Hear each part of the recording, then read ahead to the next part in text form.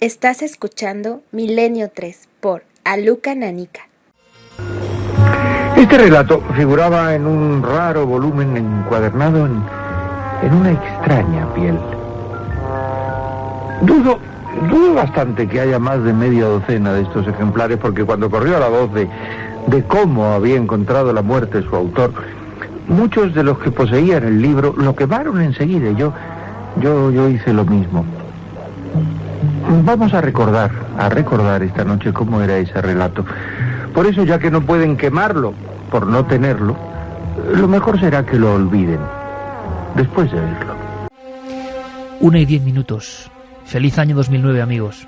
Qué mejor forma de empezar un año, que estoy seguro que va a ser maravilloso, que con el gran maestro Chicho Ibáñez Serrador. 1976. Hablaba de esa forma genial de un libro, como él decía, con una extraña piel.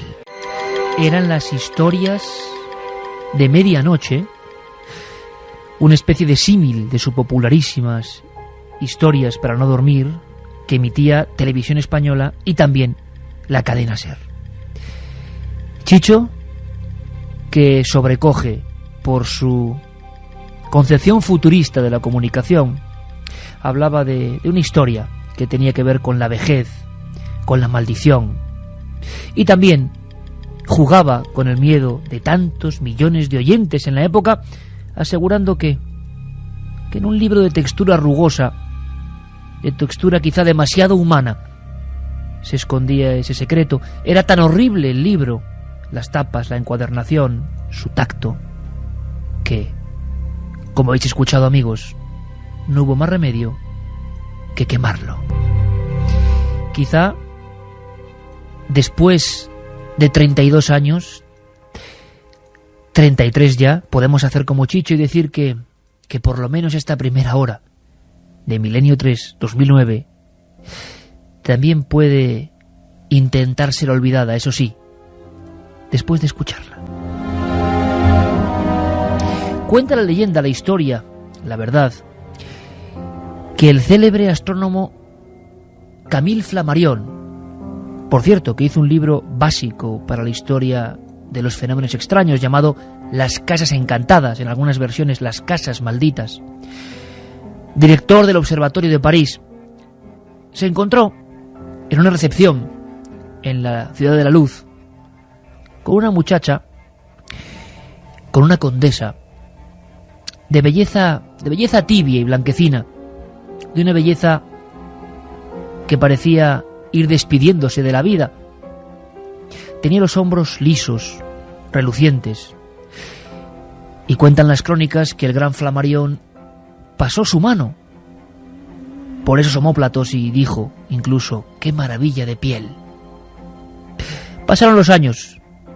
El sabio no supo nada de esa jovencita, hasta que una noche de 1882 ve que ha llegado un paquete a su casa. Lo había dejado su conserje. Lo abre y piensa en una broma macabra, en una especie de incluso amenaza o anónimo. Pero no. A tan extraño material acompañaba una carta. La carta del doctor Rabot. Este hombre, prestigioso, le explicaba, punto por punto, qué era aquel extraño obsequio. Eran trozos de piel. Eran los hombros de aquella condesa. Ella misma, afectada de tuberculosis, en su lecho de muerte, poco antes de expirar, le pedía al célebre cirujano que por favor hiciese un último favor. Del cadáver extrajese 2 láminas amplias, todos los omóplatos, los pusiese en una caja y se los mandase a Flammarion, aquel hombre sabio que tan impresionado y tan enamorado febrilmente quedó de su piel, de su suavidad. Solo había un encargo, una petición: que Flammarion, con mi piel, encuaderne un libro concreto, Las Tierras del Cielo. Solo podemos añadir, queridos amigos, que el libro existe, el libro se conserva, y de ese libro y otros muchos, de esos libros malditos encuadernados con piel humana, vamos a hablar esta noche. Pero esta noche va a haber muchísimas cosas, todas apasionantes, de verdad. Tenéis que estar con nosotros, Milenio 3 no descansa. Aquí estamos, en estos días, quizá festivos para muchos, ideales por el frío para arrimarse al ascua siempre hogareña de la radio. Vamos a hablar luego de un tema que me tiene también fascinado. Tiene que ver con la mente y con lo que fueron algo parecido a nuestros hermanos, pero que se extinguieron, los neandertales. También extraños experimentos, el mundo de los samuráis, historias sobrecogedoras, todo eso y mucho más. Carmen, feliz año. Feliz 2009, Iker, y a todos los oyentes. Empezamos con energía, ¿eh? Sí, y con un tema, caramba, qué tema. Ahora en un instante está con nosotros un querido amigo, prestigioso médico zaragozano, que nos va a poner, yo creo que el alma en vilo. Libros encuadernados con piel humana, no hay más que decirlo. ¿Habéis oído alguna historia de este tipo? Yo sé que un título llamado Necronomicon va a surgir seguro, y habrá que debatir sobre él, seguro, pero ¿abrimos líneas? Claro que sí, en este 2009, como siempre, tenemos muy en cuenta las opiniones de nuestros oyentes y para eso abrimos las líneas de contacto. 7640, palabra clave, milenio, espacio y vuestros mensajes, vuestros comentarios o milenio3 con número @cadenaser.com si decidís escribirnos un email. Juanje, buenas noches. Buenas noches, si quieres. Feliz año, compañero. Pues impresionado por la historia que estás empezando a contar, la verdad. Pues que espera con lo que viene. Que apenas conocía nada de estos libros. Pues espera con lo que viene, que ya verás. Por cierto, estoy deseoso de escucharte luego con los samuráis y las mujeres samurái también, y los ritos que hacían. Juanje, como siempre, bienvenido. Gracias por estar aquí. Muchas gracias, Iker. Lo mismo le digo a don Santiago Camacho, lugarteniente, y auténticamente pensante de este equipo. Santi, buenas noches, feliz año, compañero. Feliz año, Iker, feliz año a todos. ¿Qué tal? Pues encantados. Tú sí que sabías historias. Por cierto, solo una pregunta antes de conectar con nuestro invitado. ¿El Necronomicon, por el que ya nos preguntan en el 7640, existió, sí o no? Muy en resumidas cuentas, no. Con nosotros Carlos Largo. Mandamos un saludo a Fermín Agustí, que se encuentra en otros países investigando. Y por supuesto, cómo no, al maestro. Gracias por estar aquí, Yaré Martínez. Antes de saludar a nuestro invitado, que es el que sabe de verdad de todo esto, vamos a repasar la biblioteca, yo creo que más horrible y fascinante al mismo tiempo de la historia. Un documento. Nuestro compañero Fermín ha acudido a los libreros y ha acudido a la voz sabia de nuestros amigos que están siempre rodeados de libros. Este es solo un testimonio, solo uno, pero ¿será verdad que los libreros han llegado a tener estas piezas? Todas están en manos de coleccionistas, todas están en museos. Por ejemplo, este libro, Las tierras del cielo, encuadernado con los hombros de la bella condesa, está en un observatorio, en una población llamada Juvisy, observatorio quizá en homenaje a Camille Flammarion. Pero en el corazón de Madrid pueden informarnos de esto. Esto es un poco como la novena puerta, ¿os acordáis de esa historia, no? De Arturo Pérez Reverte. Bueno, Fermín ha cogido el micrófono y se ha marchado por lo menos a que nos cuenten alguna cosa entre libros, los que saben de estos libros. La mayoría de ellos, hay que decirlo, cuando oyen hablar de libros de piel humana, no es que digan que no, simplemente sellan su boca y miran para otro lado o no quieren hablar. Escuchamos.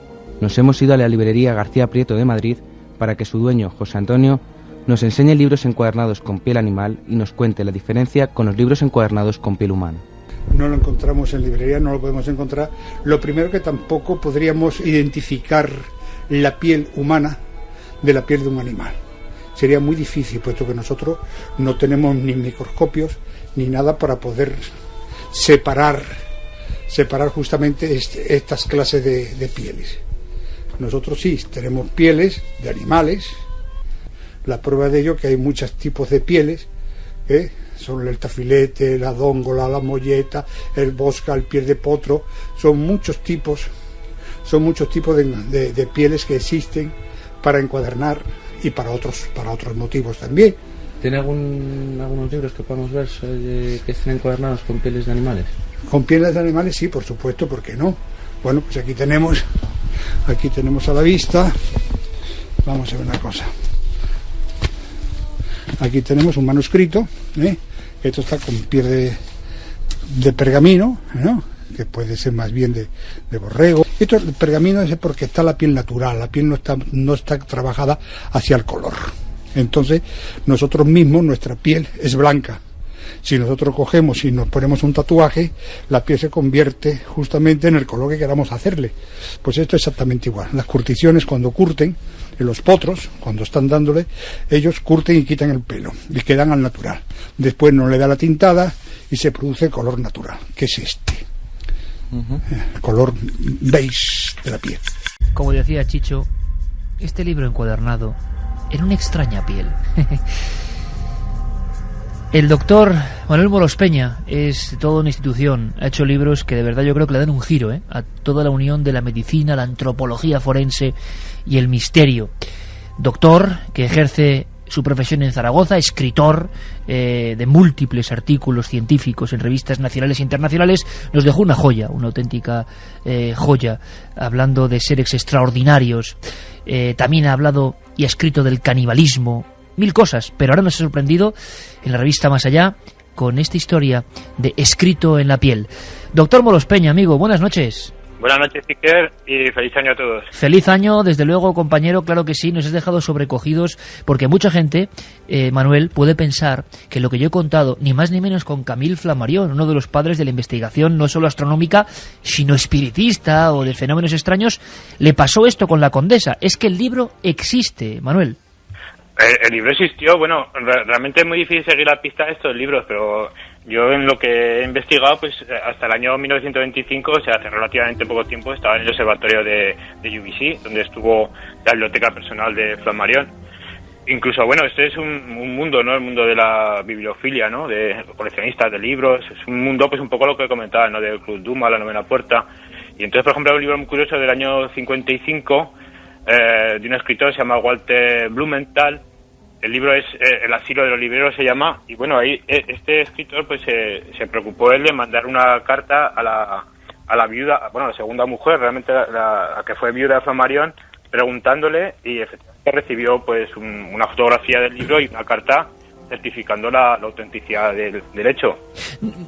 Será difícil investigar porque estamos ante un tema absolutamente herético, yo creo. Los propios libreros pueden tener estos ejemplares, pueden confeccionarse, pueden saber de ellos, pero como en tantas cosas, como un poco mercado negro, aunque se moverán sumas fortísimas. Pero ¿se puede saber en la historia, hay pistas de dónde nace esta extraña pasión por encuadernar con tejidos del cuerpo humano? Bueno, yo por lo que he podido deducir, nace pues a principios del siglo XVIII, siglo XVII, y nace pues de una tradición en la época, ¿no? Que era pues cuando se ajusticiaba a algún delincuente, el cuerpo era entregado para que los médicos dieran clases de anatomía. Entonces, pues bueno, pues una de las cosas que se solía hacer pues era un poquito pues aprovechar, ¿no? Las piezas. Y entonces se solían hacer libros recogiendo pues un poco la vida del ajusticiado y se solían encuadernar con la propia piel de él, ¿no? Pues en una especie pues de memento mori, ¿no? De dejar para la historia pues una parte de este criminales, ¿no? Pero incluso el contenido de esos libros a veces tenía que ver con la propia fechoría o biografía del hombre que encuadernaba con su piel el ejemplar. Sí, generalmente era así, o sea, eran pues libros que escribían pues muchas veces periodistas, en los que se recogían pues las fechorías de esta gente, ¿no? Es una cosa curiosa, y son libros que están expuestos en museos y que hoy en día se pueden visitar. El doctor Moros Peña, por ejemplo, para dejarnos absolutamente sin habla, reproducía una fotografía a gran tamaño de un libro que ahora me vas a contar su historia. Al parecer, en el año 33, en la Facultad de Medicina de la Universidad de Stanford, en Estados Unidos, se adquiere este tratado médico del siglo XVIII, encuadernado por un tal Paul Kersten, con la piel de un hombre etíope. El ejemplar, según asegura el doctor, se conserva en una caja negra y en su exterior puede leerse una inscripción. Piensa, cuando estés aterrorizado por los humanos, en tu propia piel humana. O sea, doctor, que hay algunas colecciones concretas, fuera del círculo incluso de los libreros o de las personas interesadas en ejemplares concretos, es decir, en museos bien catalogados, historias como esta, que incluso parecen no sé, bromas un poco macabras, ¿no? La versión más dura de la investigación médica, en todo caso. Bueno, hay que pensar que claro, que yo también me acerqué un poquito al tema, pues como os comentaba, ¿no? O sea, por la leyenda del Necronomicon, ¿no? Que siempre se ha dicho que estaba escrito con sangre y encuadernado en piel humana. Pero yo fui el primer sorprendido de ver pues que puede haber pues centenares de estos libros corriendo por el mundo, ¿no? Y que bueno, no podía ser evidentemente algo habitual, pero bueno, que era una práctica que se solía hacer pues entre los siglos. Yo por lo que he podido encontrar hay ejemplares desde el siglo XVII pues hasta bien entrado el siglo XIX, el siglo XX, ¿no? Que es como comentas tú este ejemplar, que es un tratado de antropología y que fue encuadernado en el año pues en 1911, ¿no? O sea que tampoco ha sido tantísimo, y que realmente que fue una práctica pues que cayó un poquito en descrédito pues a raíz de las historias que corrieron después de la liberación de los campos de concentración, ¿no? Donde se decía porque se utilizaba la piel de los internos pues se dijo que se habían encontrado ejemplares de Mi lucha de Hitler, ¿no? Encuadernados con piel humana, o que había lámparas hechas con piel humana, y un poquito pues la práctica cayó en descrédito, ¿no? Pero durante muchos años pues fue una práctica muy común, ¿no? Y hablamos ya de pleno siglo XX. Santi, sobre precisamente el Holocausto, se ha hablado mucho del reciclaje humano, que allí se facturaba de manera casi industrial. Podríamos recordar, aunque sea brevemente, no solo cuadernos, sino otros muchos elementos donde todos los órganos del cuerpo eran empleados de nuevo en una especie de fundición absolutamente letal, ¿no? Pues sí, en el caso, sobre todo, por ejemplo, de los empastes de los dientes de oro, estaríamos hablando de fundición en estado puro. Prácticamente se aprovechaba todo lo que se podía, el pelo. Hacían calcetines con pelo. Efectivamente. Calcetines y hasta mantas. O sea, aquello se confeccionaba una tela que resultaba ser de cierto abrigo y que además venía bien para los soldados del terrible frente del Este, y pues aparte de eso también se empleaba la grasa no solamente para hacer jabón, que es el mito, sino el mito real. Es el mito real, que también pero vamos, es lo más conocido, sino en un momento en el que lógicamente el abastecimiento de materias primas vitales para la guerra en Alemania pues era muy reducido y prácticamente estaba sometido a un bloqueo. Pues esa grasa humana se utilizaba en gran cantidad de procesos químicos que no tenían nada que ver solamente con el jabón, sino con otro tipo de materiales que podían ser en un momento dado vitales para el esfuerzo de guerra. Te iba a decir una cosa, el último libro encuadernado en piel humana que yo tengo constancia es de fecha tan temprana o tan reciente como 1933 aproximadamente, y tiene una historia bastante irónica en cierto sentido. Hay un autor que es Dale Carnegie, que muchos de nuestros oyentes lo conocerán porque es el autor del célebre Cómo ganar amigos e influir sobre las personas, un libro que habrá tenido cientos, me atrevería a decir que puede haber llegado en todo el mundo a las 1000 ediciones fácilmente, porque habrá vendido millones y millones de ejemplares. Dale Carnegie también hizo una obra anterior, que era una biografía de Abraham Lincoln, que se llamaba El Lincoln desconocido.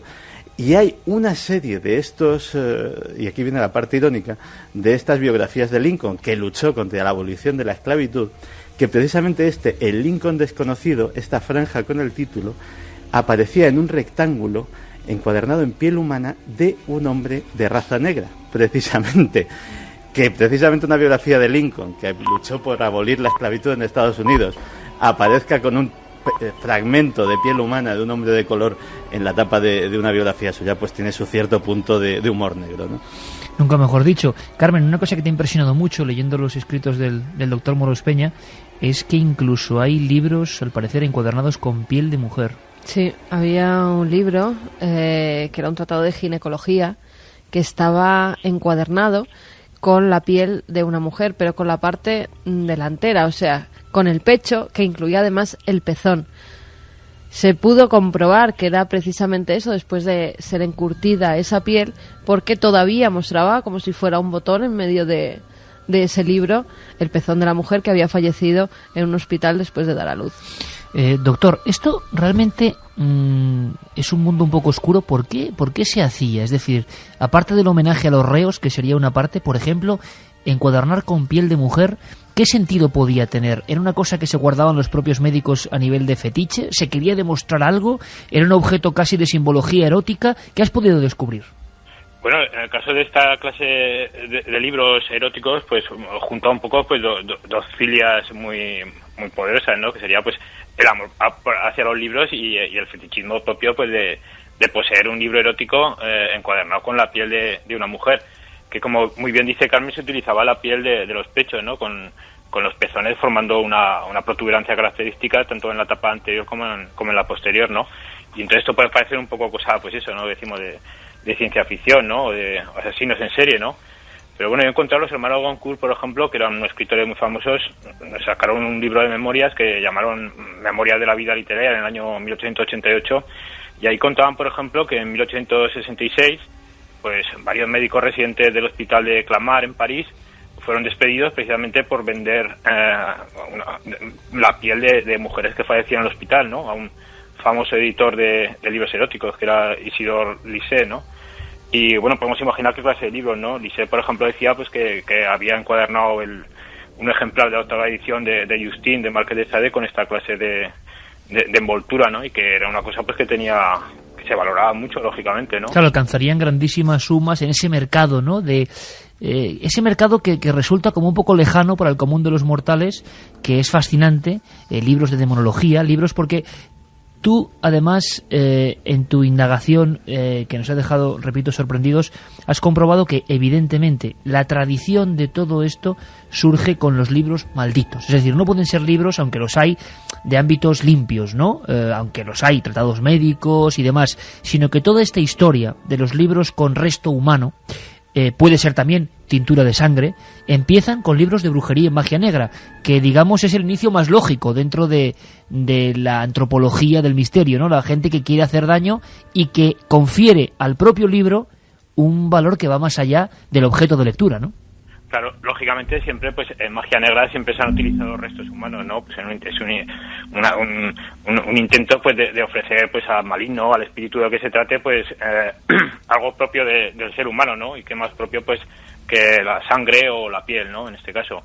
Y entonces, bueno, pues, es curioso, por ejemplo, que Lovecraft nunca dijo cómo estaba elaborado el supuesto Necronomicon, ¿no? Pero enseguida, por la imaginación popular, pues, tendió a darle esta característica, ¿no? Del grimorio más infame de todos los tiempos, pues lógicamente no podía estar escrito con tinta normal y podía estar envuelto en una piel, pues, como ha comentado antes, ¿no? De oveja o de becerro, ¿no? Tenía que estar envuelto, pues, en piel humana, ¿no? Santi, ¿podríamos hacer otra de esas fichas para que la gente sepa? Son muy pocos, es más, fijaos la curiosidad, que cuando hicimos hace poco los 7 libros del misterio, bueno, pues uno de los más votados seguía siendo el Necronomicon. Ha habido ediciones de este libro que habla de los escritos de alguien que vive hacia el año 730 de nuestra era, un libro capaz de enloquecer, un libro que de alguna forma conecta ese mundo en el que creen profundamente en el Islam, de los seres extraños que rodean, ¿no?, la muralla que nos protege. Bueno, pues ha habido ediciones y mucha gente piensa que es real, todo por Lovecraft. Para quien no sepa qué es el Necronomicon, Santi, que es difícil si es oyente de Milenio 3, pero ¿qué es este libro y por qué se convierte en mito y para muchos realidad? El Necronomicon es posiblemente el libro de magia negra más conocido del mundo y tiene la curiosa característica de que ni siquiera ha tenido nunca una existencia real. Salió de la imaginación de Howard Philip Lovecraft, que es uno, junto con Edgar Allan Poe y posiblemente, volviendo a tiempos más recientes, Stephen King, uno de los grandes de la literatura de terror de todos los tiempos. Y esta confusión procede de que Lovecraft en sus obras le dio tal cantidad de detalles, lo enriqueció de una forma tan verosímil. Él trazaba una historiografía que lo remontaba al antiguo Islam. Era obra de Abdul al-Azred, el árabe loco, que se internó en los desiertos para contactar con dioses impíos. Su título original era el Al-Azif, que hacía referencia al sonido que se puede escuchar, al susurro que se puede escuchar en el desierto, y que los nómadas lo atribuyen a los jinns, a los espíritus malignos que pueblan aquellas tierras.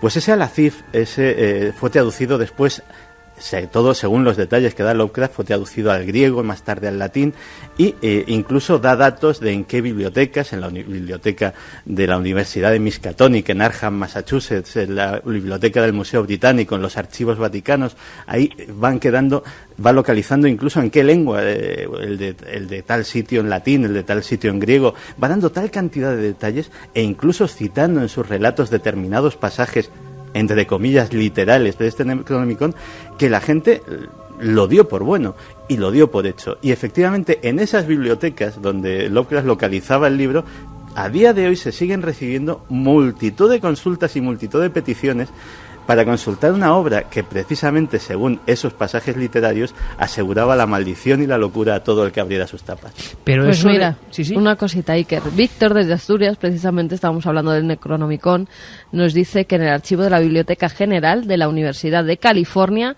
se ha encontrado una ficha que reza, después de poner las siglas Necronomicon, Al-Azif de Abdul Al-Azed, traducido del griego por Olaus Wormius, 760 páginas, grabados en madera, Toledo 1647. ¿Pero eso se ha encontrado ahora o forma parte de la leyenda? Yo pienso que es parte de la leyenda.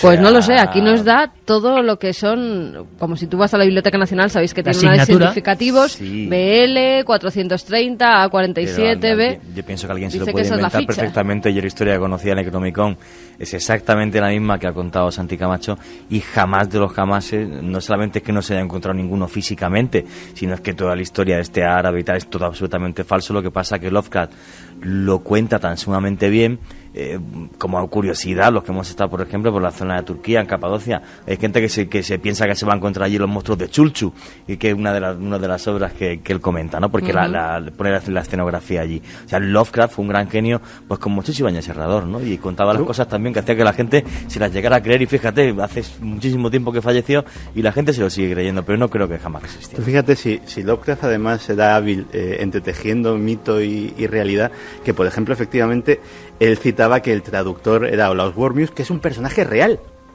Es un personaje completamente real, era un naturalista del siglo XVII, a caballo entre el XVI y el XVII, un naturalista que además es conocido como Olaus Wormius o Ole Worm, según era danés, según se latinice o no su nombre, y que efectivamente, según se contaba en la época, tenía ciertos conocimientos oscuros, con lo cual era tremendamente hábil a la hora de coger personajes reales por ejemplo, él también hacía una cosa que era sus propios amigos íntimos, también los metía en las obras cambiados de nombre. Por ejemplo, hay un célebre mago negro en las obras de Lovecraft, que es el Conde Erlet, que escribió uno de esos grimorios que él cita, que era ni más ni menos que su amigo y también escritor Auguste Derlet, que sencillamente le había hecho un pequeño homenaje. En este caso es la fuerza de una leyenda. Manuel, la sensación es que estos libros escritos en piel, yo creo que en España apenas se había escrito absolutamente nada. Hemos sondeado con algunos libreros y nos han dicho que efectivamente, aunque hay mucho mito, hay ejemplares incluso más o menos modernos. Esta historia de Flammarion, con la petición de esa condesa con la que abríamos esta noche, también, no voy a decir que deja en mal lugar, pero cuenta esa historia que daba tanto miedo de la medicina y la ciencia forense decimonónica. Cuando antes hablabas de los Goncourt, hablabas de 1888, cuando Jack el Destripador precisamente estaba generando su ola de terror, cuando medio mundo estaba muy intrigada con lo que pasaba en las morgues, depósitos de cadáveres, cuando es la época dorada, y lo sabe muy bien Santiago Camacho también, de los ladrones de cadáveres, doctores que cortan piel para extraños encargos, para un mercado negro. ¿Eso existió también? ¿Tú crees que es más mito? ¿O que realmente estos libros contaban con la participación de esos médicos no muy legales, ¿no? Que hacían, digamos, con los cadáveres, se quedaban en posesión de ellos y hacían lo que querían, cosa que también da, sinceramente, bastante miedo, ¿no? Bueno, claro, eso da también para hablar mucho rato, ¿no? Porque, claro, lo que hemos comentado es que al principio, pues, los cuerpos de los ajusticiados eran suficientes para abastecer las facultades de medicina. Pero, claro, cuando el siglo XIX empezó a haber muchísimas más facultades, pues escasearon, ¿no? Los cadáveres de los ajusticiados no eran suficientes, ¿no? Entonces proliferó pues otra clase de comercio, que fue el de los ladrones de cadáveres, ¿no? Entonces, bueno, los más famosos son Burke y Hare, seguramente los habréis oído. Que existen realmente, doctor, que es que no son mitos, ladrones de cadáveres de carne y hueso que proveían las facultades y médicos con pocos escrúpulos de cadáveres, simplemente los conseguían matándolos, ¿no? Claro, esto fue, por ejemplo, la base de la novela de Ladrones de cadáveres de Robert Louis Stevenson, que luego se hizo una película magnífica. Y entonces, claro, Burke y Hare lo que hacían era fabricar sus propios cadáveres, porque claro, tampoco tenían suficientes con profanar las tumbas, ¿no? Entonces se convirtieron en asesinos que proveían de cadáveres frescos a las facultades de medicina, y esto es un hecho real. Y luego, esos ladrones, perdón, Carmen, esos ladrones que cortaban la piel, caramba, que eso se hace por amor a la ciencia, esos casos también son escalofriantes, ¿no? Digamos, esa facilidad que hoy nos parece imposible, ¿no? Para que alguien, por ejemplo, pidiese a un doctor una cosa que imagino, Manuel, que sería imposible, que es, oye, córtame la piel para encuadernar un libro. Hoy, imagino que sanitariamente eso es imposible, no se puede llevar a cabo, ¿no? Hombre, lógicamente no se puede llevar a cabo, claro, sería un delito. Efectivamente, claro. Perdón, no estoy tan seguro, porque, por ejemplo, en la exposición Bodies, tú puedes coger y dejar donar tu cuerpo para que hagan una obra de arte con él. Claro, entonces claro. Yo he encontrado, por ejemplo, gente que voluntariamente, como fue la famosa condesa Flammarion, dejó dicho que la piel de su cuerpo se utilizará posteriormente para envolver un libro, ¿no? El caso, por ejemplo, del famoso bando George Walton en 1833, pues este señor se dedicaba pues a asaltar a transeúntes por las carreteras de Massachusetts. Entonces tuvo un enfrentamiento con John Fenno, que era un paisano por allí. Entonces dice que demostró tal coraje John Fenno, que se defendió contra él cuando todos salían corriendo directamente y le daban la bolsa, que cuando este señor ya en la cárcel se sintió morir, pues dictó sus memorias al carcelero y dejó dicho que cuando muriera se publicaran encuadernadas con su propia piel y que se le entregaran a John Fenno como un signo pues del respeto que sentía hacia él por el coraje que había demostrado. Vaya historia, o sea, le dictó al carcelero su propia memoria. Pero claro, Manuel, si es voluntariamente, se podría hacer, lo que no se puede hacer es, digamos, sin la voluntad del sujeto. Claro, lógicamente. Es como ha dicho Juanje, si es tu voluntad y lo dejas dicho por escrito, pues se hace ningún problema. Yo he encontrado, por ejemplo, un caso muy curioso también, ¿no? Que es un poco pues una cosa de amor, ¿no? Que entonces esto está en un libro que escribió Dark Hunter, que también era un famoso librero, que se llama Mi vida con el papel, ¿no? Entonces él cuenta que mientras estaba en su empresa en los años 20, pues se presentó una viuda una viuda reciente con un conjunto de cartas de amor que le había entregado su marido durante su relación, ¿no? Entonces esta mujer se presentó con el juego de cartas y con un trozo de piel de su marido, que había dicho a un médico que se la extirpara una vez que había fallecido, porque quería encuadernar todas esas cartas con la piel de su marido, ¿no? Es una especie de memento mori, ¿no? Macabro. Y entonces Hunter luego se enteró de que esta señora se había vuelto a casar. Entonces, con un sentido del humor negro extraordinario, decía, y espero que su segundo marido no se considere una segunda edición, y que se convierta el libro en una edición limitada, ¿no?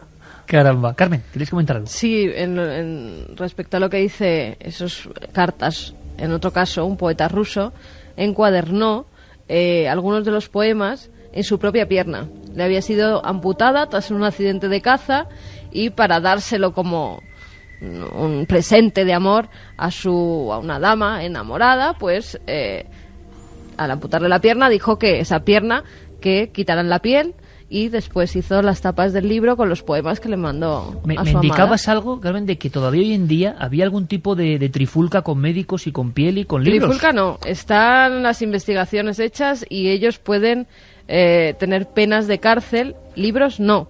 Hay 6 médicos checos que están imputados por el comercio de piel humana con cadáveres. ¿Ahora mismo? Año 2007, agosto de 2007 son las noticias. 6 médicos checos del Hospital Universitario de Bonn quitan el tejido a los muertos y lo vendían a bancos internacionales. En este caso, me imagino que para realizar injertos. Pero no tenían el consentimiento de las personas que habían fallecido. Claro, es que además hay otra historia. A día de hoy, la industria de los ladrones de cadáveres sigue muy pujante. Pensemos, por ejemplo, y casi por razones similares a las del siglo XIX. Una cosa que es muy cotizada son los esqueletos humanos. Las copias sintéticas no tienen la riqueza de detalle, no tienen el mismo feeling, digamos. La autenticidad, vamos. Efectivamente. El problema es que, claro, a día de hoy las donaciones del cuerpo a la ciencia no son precisamente lo más común del mundo. Y hay una zona de la India en concreto donde la industria local, y es una industria floreciente desde hace más de 150 años, es precisamente la profanación de tumbas por toda la India, coger esos esqueletos, limpiarlos, acondicionarlos, etcétera, etcétera, montarlos y exportarlos a todo el mundo. Todo eso con la medio connivencia de las autoridades hindúes, con lo cual no estamos ante un fenómeno ni mucho menos raro. Vamos a ver qué pregunta la gente, los oyentes, al 7640. Además hay 3 libros, claro, hablamos de libros, no son encuadernados en piel, ni mucho menos. 3 maravillosas novelas para quienes escribáis esta noche al 7640, palabra clave milenio. Solo una cosa antes de ir a los mensajes. La última noticia que hay sobre un libro encuadernado con piel humana es del 14 de abril del año 2006. En Londres, en Heathrow, en el barrio de Heathrow, se encuentra un libro que alguien ha arrojado después de robarlo en una de las viviendas cercanas. No saben todavía a qué pertenecía ese libro, y después de hacer los análisis pertinentes se dan cuenta de que es un libro, más o menos dicen que es de la época de la Revolución Francesa, escrito a mano, en francés precisamente, y al analizar la piel se dan cuenta de que está encuadernado con piel humana. La policía, incluso Iker, puso las fotografías de lo que sería la tapa y las guardas del libro, pero nadie, por el momento, lo reclamó. Vamos con mensajes. Habría que preguntarse por el proceso, ¿no?, que es complejo para hacer un libro de piel humana, quitarle el pelo, pero vamos a ver qué pregunta la audiencia. Nos dicen nuestros amigos que Feliz Año, las brujas de Salem tenían un libro encuadernado en piel humana. Las brujas de Salem. Yo desde luego ese tema no lo conozco tan con precisión para saberlo del libro. Se decía que había libros encuadernados con piel de brujas, sí, eso pero, sí. Bueno, pero en el caso de las brujas de Salem, yo que me leí la historia, yo juraría que no. No, de hecho, yo pondría la mano en el fuego porque la mayor parte de las encausadas en Salem eran completamente inocentes murieron de los cargos que... Pero fíjate, hemos hablado aquí de libros oscuros, de libros raros. Yo conozco por lo menos una historia de un misal encuadernado en piel humana, y creo que precisamente nuestro invitado en su artículo mencionaba también un Corán. Sí, es verdad, sí, Manuel, un Corán con piel humana.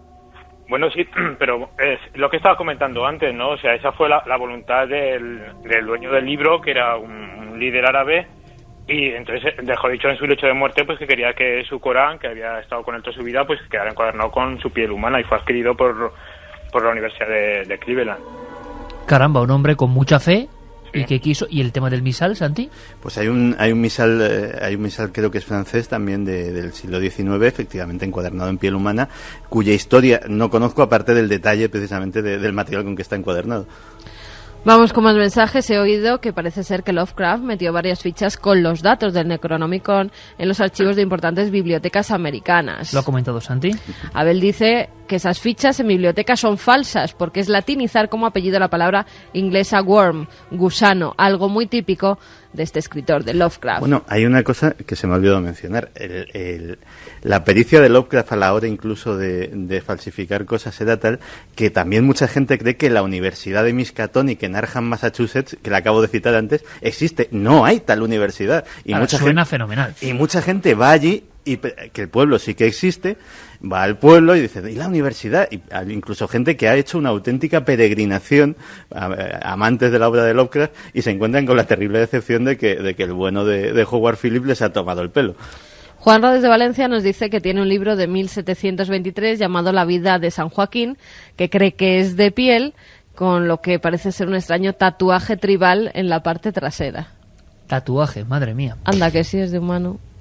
Una pequeña cosa. Nos podría mandar Juanra de Valencia una de esas fotillos, a ver. Una cosa que puede llamar la atención. Estoy muy pendiente porque en minutos tenemos que conectar con Luis Álvarez, nuestro compañero Luis Álvarez, que anda por una sierra. A saber por dónde está. Sí, y me han mandado un mensaje de que está encontrando un caso pues que tiene que ver con muertos también. con muertos que han sido desenterrados, una especie de apariciones, en fin, la España ancestral en su sentido más profundo. Así que en cualquier instante conectamos con Luis Álvarez, que está en ruta en estas horas, pero ahora mismo la conexión se hace difícil por una zona de serranía, la Sierra de Quilamas, al norte de Salamanca. Doctor, ¿cuál era el proceso? ¿Se sabe cuál era el proceso para que la piel acabase en una encuadernación? Porque, por ejemplo, en el caso que tú citas de Flammarion impresionante, claro, hubo un intermediario.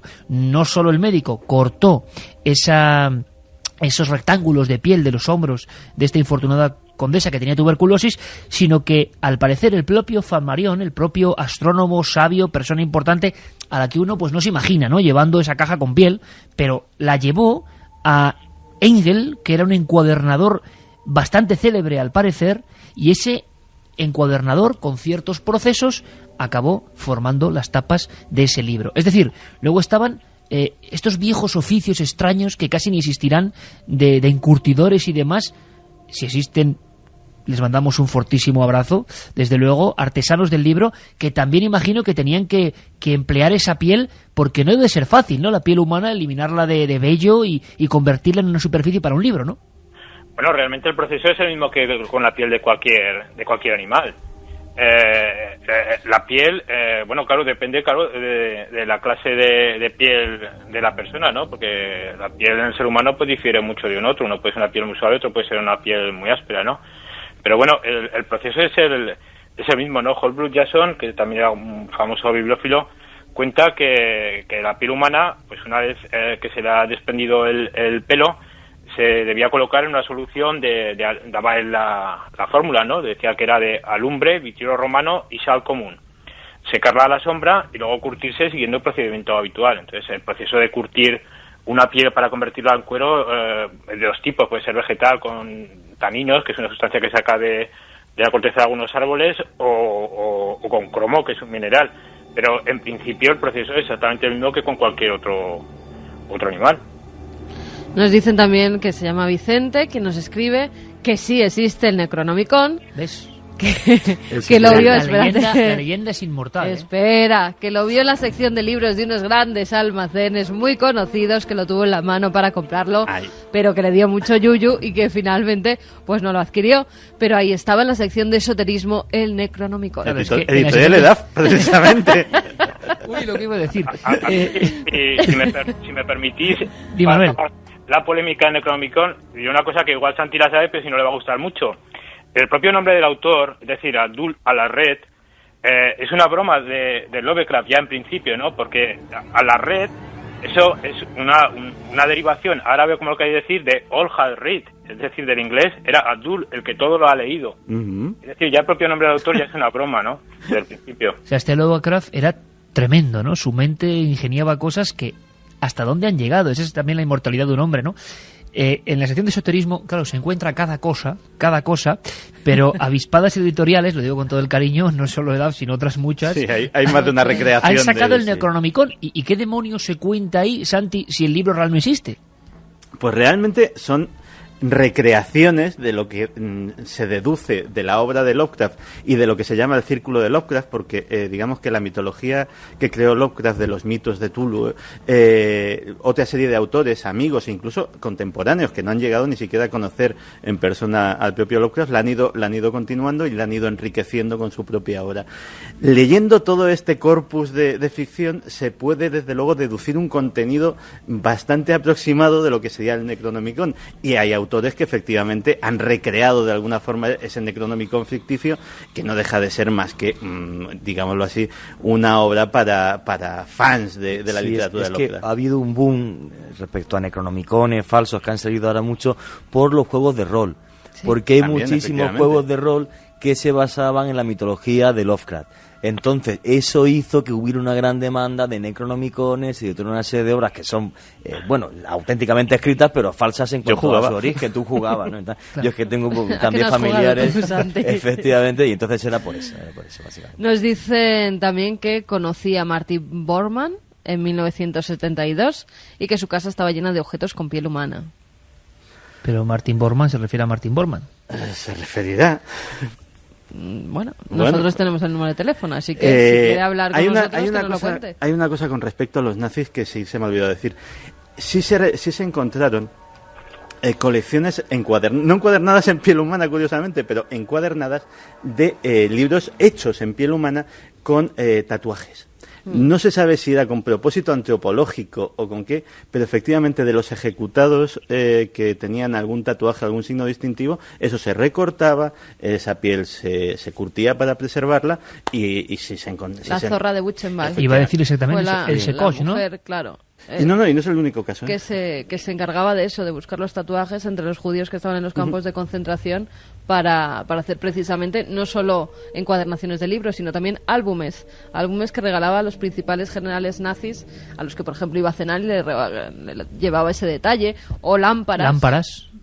Sí, además en su juicio se las mostraron porque se encontraron todo tipo de elementos realizados con... Y hablando de lámparas, hay que recordar el caso de Ed Gein, el famoso asesino estadounidense, que curiosamente con sus víctimas no hacía este tipo de objetos, pero sí que era un profanador de tumbas compulsivo, y en su casa se encontraron pantallas, tambores, absolutamente una diversidad de objetos hechos con piel humana y restos de cadáveres en general, absolutamente increíble. Una cosa, mira, ayer mismo estábamos en Marcial Pons, en esa librería mítica absolutamente de humanidades, y Luis Domínguez, que es un auténtico crack y que controla libros de mil y una materias que desde luego son útiles para todos los que nos gustan las cosas del saber, yo le hablaba con él sobre estos libros encuadernados con piel humana, de Flammarion hasta los Goncourt, hasta tantas historias, ¿no? Y él me decía que había mucho mito y que muchos libreros evidentemente guardan cierto silencio porque algunos libros son objeto de delito, evidentemente, pero que muchos de estos libros siguen estando hoy en colecciones concretas y se pagan auténticas sumas. La gran pregunta, Manuel, tú que has levantado la espita, ¿no?, con este artículo entre médico, literario, forense y misterioso, es si en España, si en nuestro país hay algún dato, porque todo parece evidentemente del Reino Unido, Francia, Alemania, Estados Unidos, pero ¿y en España hay alguna pista, algún indicio, algo que nos diga que estos libros pueden estar en colecciones más cercanas de lo que pensamos? Yo no he encontrado absolutamente nada. Yo he encontrado... Casi nos quedamos más aliviados, ¿eh? Sí, yo creo que somos mucho más normalitos, ¿no? Nosotros a nuestra marroquinería clásica, ¿no? Yo he encontrado ejemplos en Francia, Inglaterra, Estados Unidos, pero en nuestro país no he encontrado nada, ¿no? Pero de todas maneras, Manuel, si hubiera es difícil, porque si se hacen los análisis de ADN, por ejemplo, después del encurtido es difícil ver si realmente se trata de piel humana o no, porque al parecer desaparece mucho ADN. El ADN desaparece totalmente y no se puede hacer. Lo único sería un análisis de los poros, que entonces sí que se puede saber si el libro es humano o no.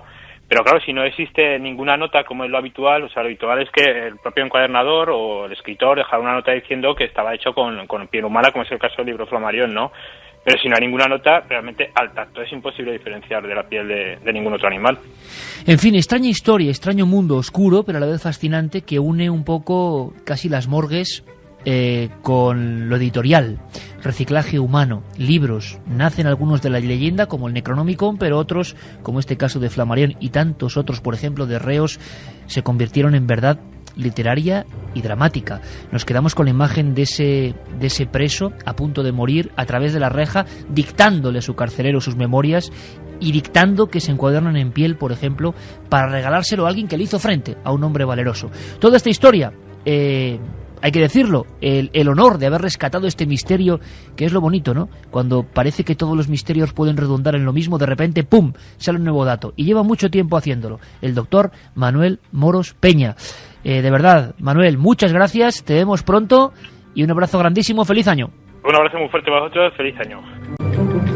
Y esta noche estamos de enhorabuena porque ahora viene, de verdad hay que decirlo, un auténtico maestro, ¿eh? Un auténtico maestro. Estoy absolutamente ensimismado con su libro, La mente del Homo sapiens, y sobre todo porque hay muchas noticias que tienen que ver con esos otros humanos que no eran como nosotros y que desaparecieron. Noticias sobre su sangre, sobre su ADN, sobre sus últimos refugios, y sobre todo nos preguntaremos, caramba, ¿qué nos hace humanos? ¿Qué pasó hace unos 40.000 años para que dentro de nuestra cabeza surgiera el auténtico milagro? Hay muchas historias. También conectaremos con Luis Álvarez, iremos a Egipto, sabremos de los samuráis, mil cosas. ¿Os quedáis con nosotros?